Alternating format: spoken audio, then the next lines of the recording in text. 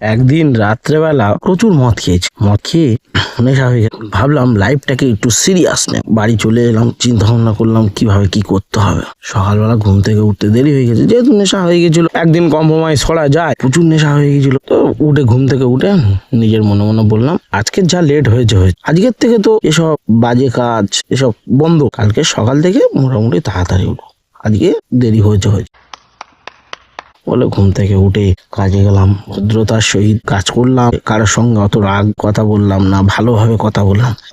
লাইফটা যেন একটা সিরিয়াস ব্যাপার আসছে। সন্ধেবেলা হয়েছে, কাজকর্ম শেষ হয়েছে, 8টা বাজে। ফোনের উপর ফোন, এ ভাই চলে আয়, আজকের এখানটায় মাংস কষা হচ্ছে। এ ভাই চলে আয়, আজকের 750 মারা হবে। এ ভাই আজকে কোথায় পার্টি আছে, নইলে চল একসঙ্গে খাওয়া হোক। ভাই চল ওখানটায় যাই চ। তুমি কি ভাবলে আমি আমার সিরিয়াস লাইফ থেকে চলে আসবো? না, আমি তখন একটা বুদ্ধি বার করলাম। রাত 8 ঘটিকার পরে কোনো ড্রিঙ্কস হবে না, আমার 9টার মধ্যে বাড়ি যেতে হবে। মানে আমি মদ খাবো,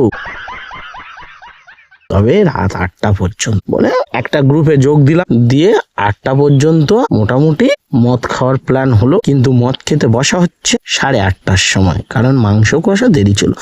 ওটা একটা দিনের ব্যাপার, ওটা কোনো কম্প্রোমাইজ হয়ে যায়, ওটা কম্প্রোমাইজ করতে হয়, ওটা একটা দিনের ব্যাপার। সেই রাত মোটামুটি 12টা বেজে গেল। আমি বললাম যে ঠিক আছে, একটা দিন হয়ে গেছে, কালকের থেকে আবার ফিরে নে। কালটা কালই রয়ে গেল, সেকাল আর ফিরে এলো না। লাইফটা সিরিয়াসের বদলে আনসিরিয়াসই হয়ে গেল।